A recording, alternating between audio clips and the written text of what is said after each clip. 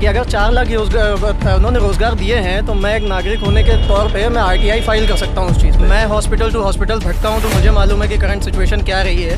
मैं रेमडेसिविर के लिए भी भटका हूँ, मैं बेड्स के लिए भी भटका हूँ, ऑक्सीजन के लिए भी भटका हूँ। मुझे तो कुछ नहीं मिला, जबकि रैपिड एक्शन होना चाहिए था यार। अब स्टेट गवर्नमेंट हो, योगी जी की सरकार है, कहते हैं तुरंत के तुरंत काम करते हैं। डबल इंजन की सरकार है ना सर। हाँ, ऊपर भी नीचे भी।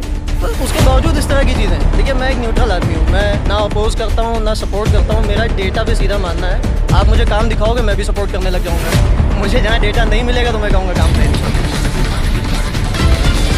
उसकी वजह से मौत नहीं हुई है।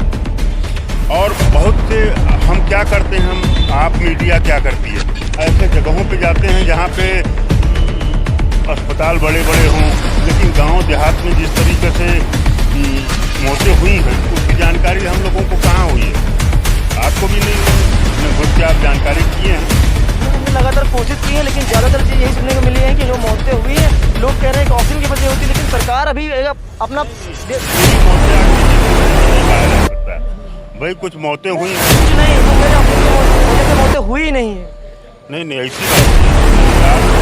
भाई इस चीज़ को झुटलाया नहीं जाता। जिस तरह ऑक्सीजन की कमी हुई थी, जिस तरह सिलेंडर लेके लोग अपना वहाँ पे ऑक्सीजन, चाहे वो सेंटर हो चाहे कहीं से भी लिए हैं, ये हम अपने आंखों देखी हर चीज़ किए हैं। जिस तरह लाइन लगी हुई थी, एक एक ऑक्सीजन पे अच्छे पैसे की डिमांड हो रही थी, मजबूरी का फ़ायदा उठाया जा रहा था लोगों को। सिलेंडर को ब्लैकमेल में बेचा, 20,000 सिलेंडर 50,000 सिलेंडर बेचे जा रहे थे, और ब्लैक में ही बेचे जा रहे थे। जिनके पास पैसा है वो तो अपना काम कर रहे थे, लेकिन गरीब आदमी क्या कर रहे थे। तो मौत उनके लिए तो बस मौत ही है कि उनके परिवार में अपने मोटे हों। अगर सरकार ये नहीं आएगी तो ऑप्शन क्या है आपके हिसाब से? देखिए, सरकार इसके बाद अगर ये ऑप्शन नहीं, मायावती हैं, अखिलेश हैं या फिर गठबंधन है, ऐसा कुछ?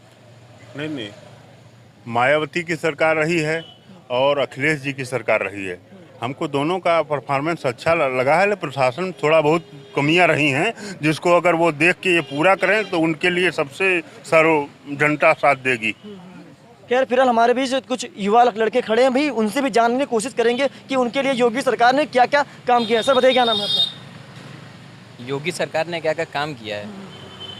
सर बताइए, रोजगार पर कितना काम हो आप लोगों के लिए, सरकार ने कितना काम किया रोजगार पर आप लोगों के लिए? देखिए, हमारे पास जिसके पास जॉब है वो तो अब नहीं कहेगा कि रोजगार में काम किया है कि नहीं किया है। जिसके पास नहीं है, अब ये क्वेश्चन वो बता पाएंगे। सर, लेकिन डेटा के आधार पे अगर देखा जाए तो अभी तक जितने भी इंटरव्यूज़ हुए हैं न्यूज़ चैनल्स पे या योगी जी ने आकर के जितने भी अभी तक जहाँ भी जो भी बोला है, मुझे नहीं लगता कि जॉब्स पे अभी तक कोई बात उन्होंने की है। सर देखा होगा, आपने देखा होगा जो पोस्टर लगवा दिए गए, हमने 4 लाख रोजगार दे दिए सर, उत्तर प्रदेश नंबर 1 प्रदेश बन गया सर। देखिए, बात यह है ना कि अगर 4 लाख उन्होंने रोज़गार दिए हैं तो मैं एक नागरिक होने के तौर पे मैं आरटीआई फाइल कर सकता हूँ उस चीज़ पे। लेकिन आरटीआई पे भी डेटा आजकल कहाँ मिलता है, ठीक है। जैसे अब अगर मैं आरटीआई पे ही बोलूँ तो बहुत सारी चीज़ें हैं सर। ये कहते हैं इन्होंने रोज़गार दिया है, मैं उस पर डेटा मांगता हूँ, मुझे कोई देने वाला नहीं है। ये कहते हैं कि मैंने ये सीएम फंड पीएम फंड से इतना पैसा यहाँ लगाया है, इंफ्रास्ट्रक्चर में लगाया है, हॉस्पिटैलिटी पे लगाया है। मैं अगर इस पर आरटीआई फाइल करना चाहूँ तो भी कोई डेटा नहीं है। तो अगर आप कह रहे हो कि इतना पैसा आप सही जगह पे लगा रहे हो, आप उसका सीधे आरटीआई के तौर पे मुझे डेटा दे देते हो, तो मैं भी संतुष्ट हो जाऊंगा कि क्या बात है यार, बढ़िया काम कर रहा है। ट्रांसपेरेंसी मेन चीज़ होती है डेटा की। अगर मुझे वो नहीं मिल रही है तो मैं कैसे मान लूँ, या सिर्फ आपके कहने पे मान लूँगा? बस यही बात है। तो सर ये कहने का मतलब सरकार जो रोजगार के मुद्दे पर फेल है या पास है सर आपके हिसाब से? मेरे हिसाब से फेल है, क्योंकि देखिए, हवाई पुलाव कोई भी पका सकता है ना। अगर मैं आपसे डेटा मांग रहा हूँ, या डेटा छोड़िए, प्रेस कॉन्फ्रेंसेस में आज तक उन्होंने रोज़गार पे कितनी बात की है। हर कोई न्यूज़ देख रहा है, हर दिन देख रहा है। रोज़गार पे मुझे नहीं लगता कोई बात आज तक उन्होंने की है। तो मेरे हिसाब से तो ख्याली पुलाव है बस। सर वो कह रहे हैं ना, एक पोस्टर लगवा दिया गया हर चौराहे पर कि उत्तर प्रदेश रोजगार में नंबर 1 रोजगार दे दिया गया है और उत्तर प्रदेश नंबर 1 प्रदेश बन गया है। नहीं, मुझे नहीं लगता, क्योंकि देखिए, मैं एक इंजीनियर हूँ बाय प्रोफेशन। मैं डेटा पे बात करता हूँ नॉर्मली, ठीक है। मुझे अगर डेटा नहीं दिखेगा तो मैं बातों पे नहीं बात मान सकता। जो काम दिखना चाहिए ना, तभी तो बात होगी ना। बिल्कुल सही बात है। चाहे आप बिहार की हालत ले लीजिए, इस समय झारखंड की हालत ले लीजिए, वहाँ के युवाओं से जब भी पूछा जाता है तो वो अभी भी कहते हैं कि शिक्षा की हालत इतनी ख़राब है, रोज़गार तो अभी क्या ही देंगे। वहाँ के आज भी बीटेक के जो युवा हैं, उनका 6 से 7 साल में बीटेक कंप्लीट हो रहा है या बीएससी कंप्लीट हो रहा है वहाँ पे। तो रोज़गार की तो बात ही छोड़ दीजिए वहाँ पे। अगर रोजगार की बात खत्म करके अगर अन्य मुद्दों पर बात की जाए, जैसे उन्होंने कहा हमने स्वास्थ्य पे अच्छा काम कर लिया है, ठीक है, तो शिक्षा पे भी कुछ काम उन्होंने कर लिया है, तो क्या लगता है कि स्वास्थ्य पर उन्होंने कोरोना काल में कितना लोगों की मदद की होगी आपके हिसाब से? सर, कोरोना काल में क्या हुआ है और क्या नहीं हुआ है तो हर किसी ने देखा है। अच्छे से वही समझ सकता है जिसके घर पे बीती है। मेरे खुद के पापा एडमिट थे और मैं हॉस्पिटल टू हॉस्पिटल भटका हूँ, तो मुझे मालूम है कि करंट सिचुएशन क्या रही है। मैं रेमडेसिविर के लिए भी भटका हूँ, मैं बेड्स के लिए भी भटका हूँ, ऑक्सीजन के लिए भी भटका हूँ, मुझे तो कुछ नहीं मिला, है ना।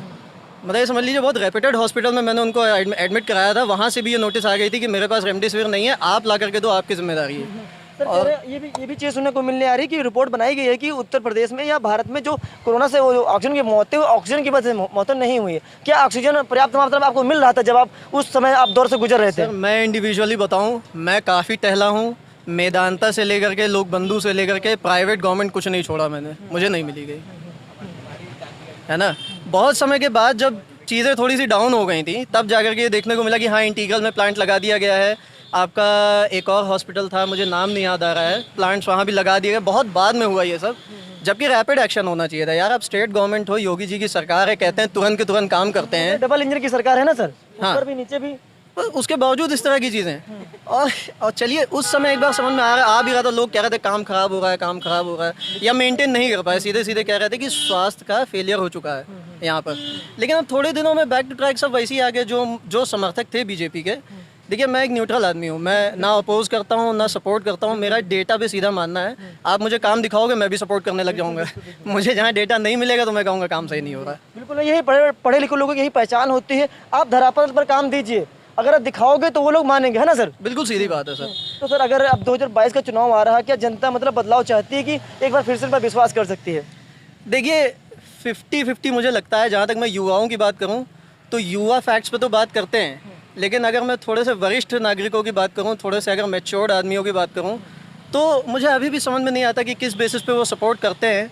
क्योंकि देखिए 100 सालों में जो ये सबसे बड़ी आपदा आई है, ये बहुत बड़ा रिजल्ट था इनके आउटकम्स देखने का। क्योंकि आप पॉलिसीज़ ला सकते हो, आप बहुत बड़ी बड़ी बातें कर सकते हो, लेकिन रिजल्ट दिखाने का टाइम तभी था, और वो आपको within 1 week to 10 days कर देना चाहिए था मेरे हिसाब से, क्योंकि बहुत मौतें हुई हैं। आपने देखा शमशान घाट को सीधे सीधे क्या कर दिया गया, वहाँ बड़े बड़े बैनर्स लगा दिए गए कि दिखे ना कुछ भी, तो कवर करने से तो सोल्यूशन नहीं होता मेरे हिसाब से। सर मेरे आपसे एक सवाल है सर, ये बताइए, अगर आप युवा हैं, अगर योगी जी ये कहते कि अगर हमारी सरकार इस बार आएगी तो हम 2 करोड़ युवाओं को रोजगार देंगे, तो क्या आप जैसे युवा एक बार सरकार पर विश्वास कर सकता है?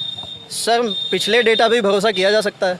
अब अगर पिछले डेटा में नहीं दिख रहा तो आगे किस बेसिस पे मान लें? या तो वो कोई ऐसी पॉलिसी लेकर के आएँ, कोई योजना लेकर के आएँ, पता तो लगे किस बेसिस पे कह रहे हैं। वो सिर्फ कह देने से थोड़ी कुछ होता है। नहीं, सरकार कहती है, बस इनका काम है, कहने का काम है, कह देती है कि सर कहती है कि जब 2022-19 का चुनाव हुआ था, लोकसभा का चुनाव, तो मोदी जी ने कहा ना हम हर साल 2 करोड़ को रोजगार देंगे, जनता ने उसको विश्वास किया। अब अगर यही एक बार फिर से बीजेपी खेल देती है यही कार्ड, तो क्या लगता है युवा एक बार फिर से पर झुक जाएगा? देखिए युवा तो नहीं झुकेगा, क्योंकि प्रॉब्लम युवाई के साथ है। रोजगार जो नहीं मिल रहा है वो युवाई को तो नहीं मिल रहा है। बिल्कुल बिल्कुल। वरिष्ठ नागरिक या तो रिटायर होकर के बैठे हुए हैं या तो काम कर रहे हैं, तो उनको मुझे नहीं लगता कि ऐसा बिग पिक्चर दिख रही है, लेकिन युवा को दिख रही है परेशान। आप लखनऊ में देख रहे हो, एनएक्सी भवन में देख रहे हैं कि कम से कम आज 1 महीने से धरना प्रदर्शन चल रहा है, महिलाएं लगातार रो रही, लड़कियां रो रही, दूर दूर से आते हैं, उन पर किसी प्रकार के कोई मतलब, उन्हें शिक्षा मंत्री कहते हैं कि हम बात कर रहे हैं, 4 दिन का 5 का टाइम दीजिए, लेकिन कोई बातचीत नहीं कर रहा है।